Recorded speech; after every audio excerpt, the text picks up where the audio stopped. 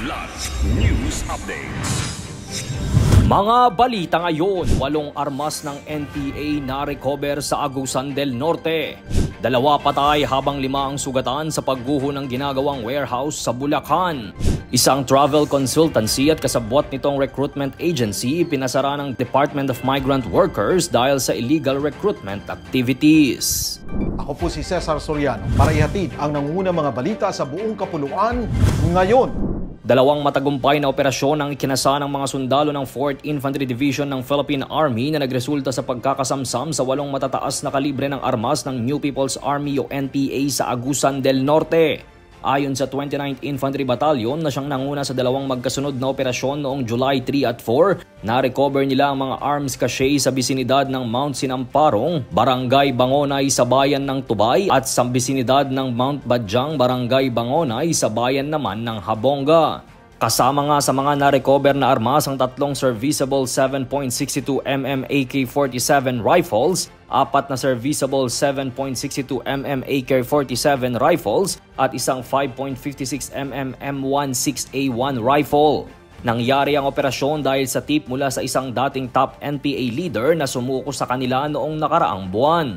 Ayon sa pamunuan ng 29th IB, patunay lamang ito ng puspusang localized reintegration efforts ng pamahalaan at kasundaluhan at maging ang tuloy-tuloy na pakikipagtulungan ng mga dating rebelde.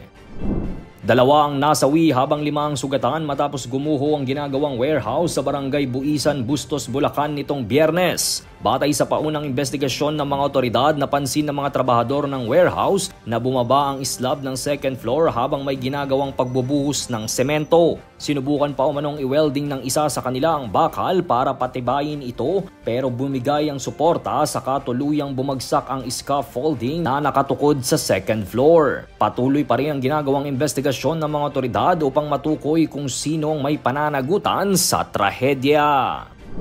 Ipinasara ng Department of Migrant Workers o DMW ang isang recruitment agency sa Ermita, Maynila na sangkot sa talamak na illegal na recruitment activities. Sa bisa ng Closure Order No. 15 at 16 Series of 2025, pinangunahan ng DMW ang operasyon sa pagpapasara ng Raven Air Travel and Tours Consultancy at ang kasabwat nitong Reliable Recruitment Corporation.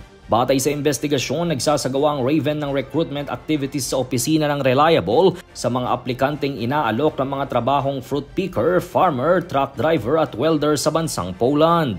Aabot sa halagang 70,000 pesos ang sinisingil na processing fee kapalit ang trabahong inaalok na may humigit kumulang 90,000 pesos na sahod kada buwan. Ngunit bago makadalo sa orientation ay kinakailangan munang makakuha ang aplikante ng referral sa nasabing agency.